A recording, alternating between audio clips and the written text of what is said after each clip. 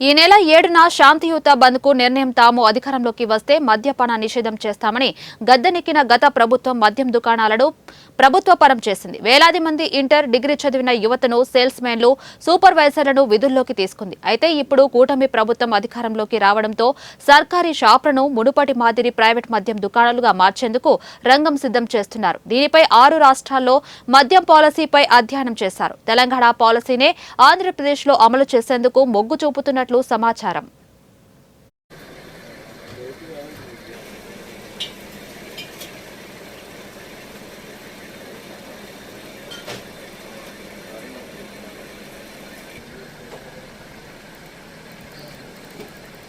Fee 2 లక్షల రూపాయలుగా నిర్ణయించారని, ఇక దుకాణాలకు ఆన్లైన్లో లాటరీ ప్రక్రియ చేపడుతున్నట్లు, షాపులో మళ్లీ పర్మిట్ రూమ్లకు అనుమతిస్తారని తెలిసింది.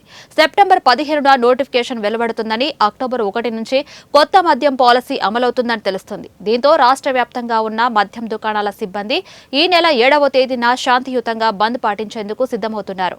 ఈ మేరకు కాకినాడ జిల్లా జగ్గంపేట నియోజకవర్గంలోని మద్యం దుకాణాల సిబ్బంది వివిధ శాఖల అధికారులకు కూడా తమ గోడును వెలబుచ్చుకుంటూ వినతి పత్రాలు అందజేశారు. నూతన మద్యం పాలసీ తీసుకొచ్చి అప్పుడు సేల్స్ మ్యాన్కి ఇంటర్ అర్హతతో కానీ సూపర్వైజర్కి డిగ్రీ అర్హతతో మమ్మల్ని రాష్ట్ర వ్యాప్తంగా 18,000 మందిని రిక్రూట్ చేసుకోవడం జరిగింది. అప్పటి నుంచి 2019 నుంచి కోవిడ్ టైంలో కానీ మిగతా మేము మా వర్క్ అవర్స్లో కానీ 8 గంటల డ్యూటీకి 12 గంటల డ్యూటీలు చేయడం కానీ గవర్నమెంట్ ఏ విధంగా చెప్పినా ఆ విధమైన ప్రతి పని మేము చేసుకొచ్చాం. ఈ 18,000 మంది కూడా రాష్ట్ర వ్యాప్తంగా ఉన్న 3,200 షాపులో రిక్రూట్ చేయడం జరిగింది. ఇప్పుడు కూటమి ప్రభుత్వం అధికారంలోకి వచ్చిన తర్వాత నూతన మద్యం పాలసీ పేరుతో ప్రైవేట్ షాపుల్ని అందుబాటులో తీసుకొస్తామని చెప్పేసి పత్రికల్లో కానీ కొంతమంది అధికారులు కానీ మేము వినడం జరిగింది. ఆ పాలసీని తీసుకొస్తే మేము 18,000 మంది ఎవరైతే ఉన్నారో మేము రోడ్డున పడడం జరుగుతుంది. కాబట్టి నూతన ప్రభుత్వం ఏదైతే ఉందో ఆ ప్రభుత్వం మమ్మల్ని ఆదుకుని మమ్మల్ని వేరే అవుట్సోర్సింగ్లో కానీ కాంట్రాక్ట్లో కానీ మమ్మల్ని రిక్రూట్ చేయమని కోవడం జరిగింది. దీనికి సంబంధించి మా రాష్ట్ర యూనియన్ కానీ గత జిల్లా యూనియన్ పిలుపు మేరకు ఈ నెల 7వ తారీఖు మేము బంద్ చేపట్టడం జరుగుతుంది.